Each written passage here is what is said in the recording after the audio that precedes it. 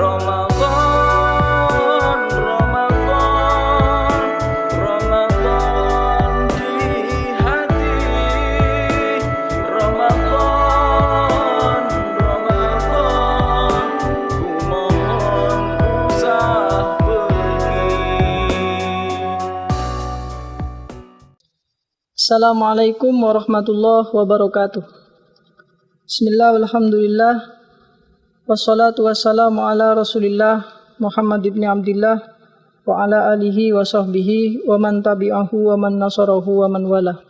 La hawla wa la quwata illa billahil aliyil azim.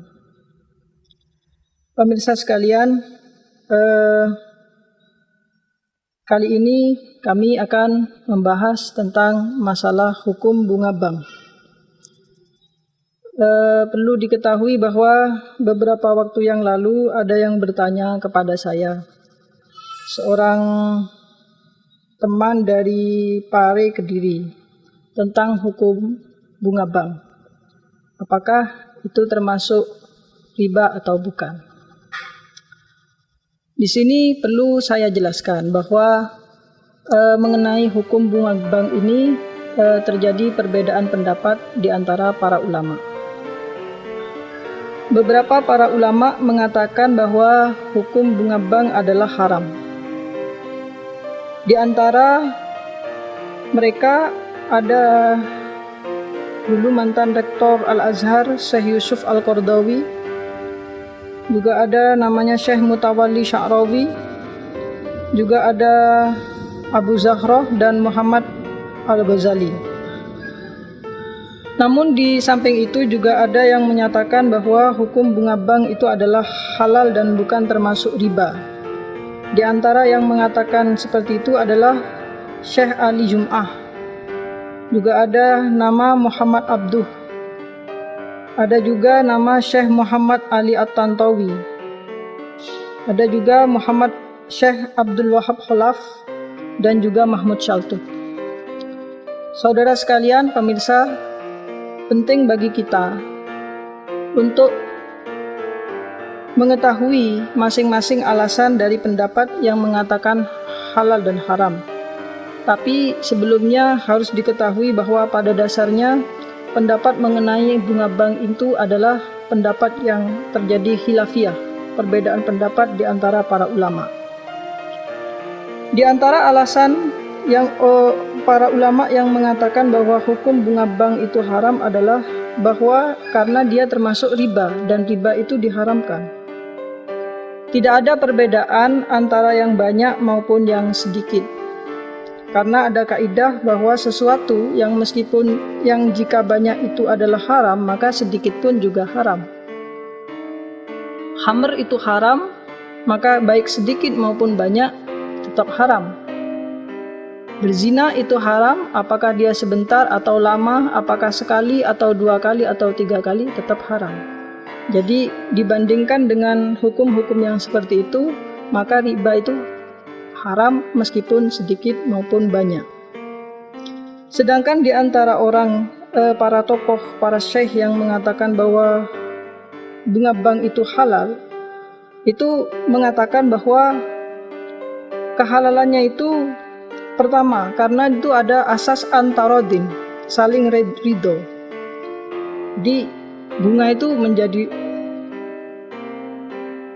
saling ridho di antara kita yang meminjam dan pihak yang dipinjami. Ketika kita datang ke bank, bahwa di bank itu ada bunga, kita sudah mengerti dan kita ikhlas ridho untuk meminjam di sana, berarti kita ridho.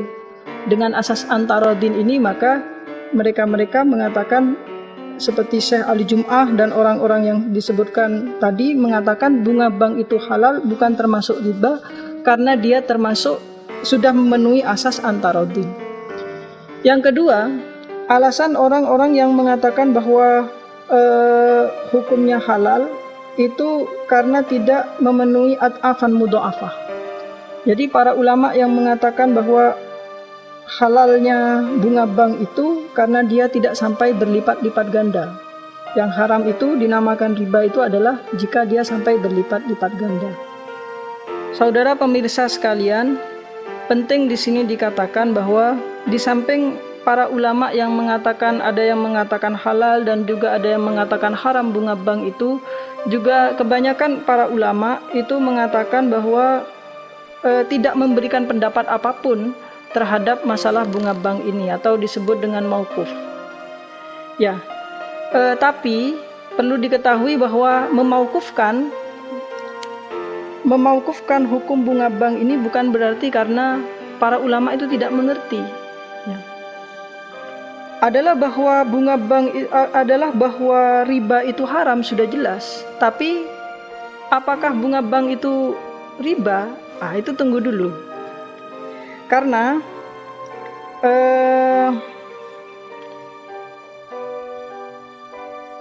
bunga bank ini sudah hampir kita tidak bisa hindari. Ya, banyak hal dalam transaksi kita keseharian yang melibatkan bank.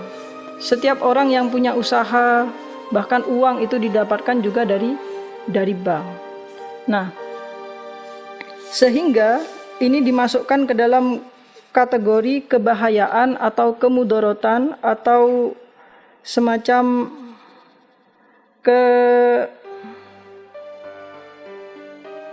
berdosaan yang sudah umum gitu.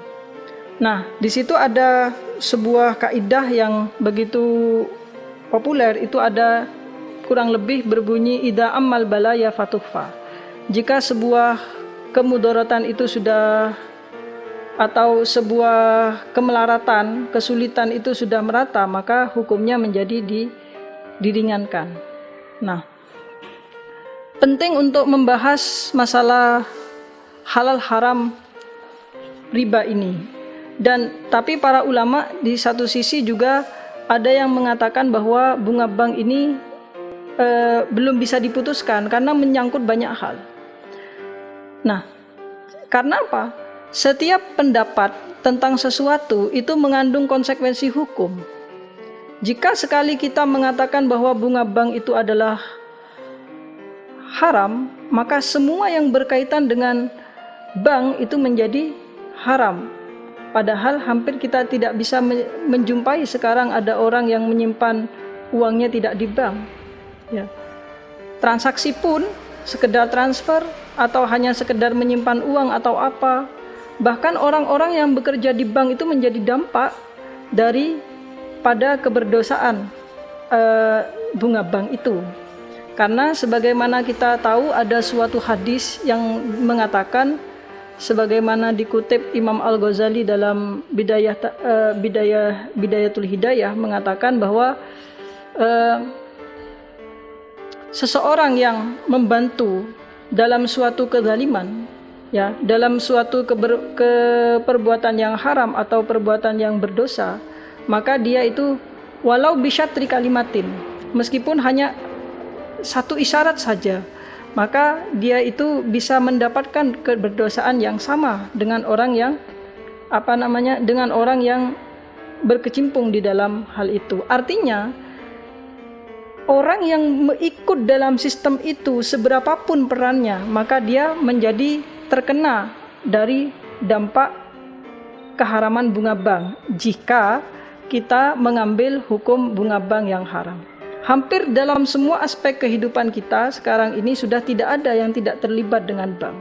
Meskipun hanya orang yang transfer saja, ataupun bahkan tukang bersih-bersih di situ, cleaning service, satpam, tukang parkir, dan sebagainya.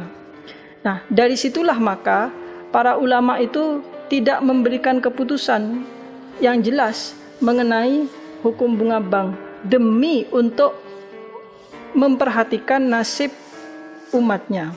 Jadi seorang ulama itu ketika dia memutuskan suatu perkara, ada konsekuensi hukum yang harus dia pertanggungjawabkan kepada Tuhan mengenai dirinya dan juga mengenai para pengikutnya.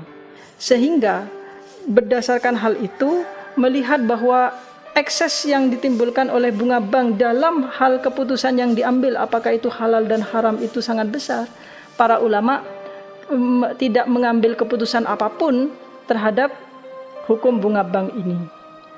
Demikian, semoga ada manfaatnya. Dan sekali lagi bahwa apa yang kami jawab ini sebenarnya perkara masalah bunga bank ini adalah sesuatu hal yang sudah cukup lama, Cuman karena ada saudara yang bertanya dari Kediri, semoga bisa membantu menyelesaikan apa yang menjadi permasalahan beliau. Demikian, terima kasih. Wallahul muwaffiq ila aqwamit thoriq. Wa aqibna anil hamdulillahi rabbil alamin. Wassalamualaikum warahmatullahi wabarakatuh.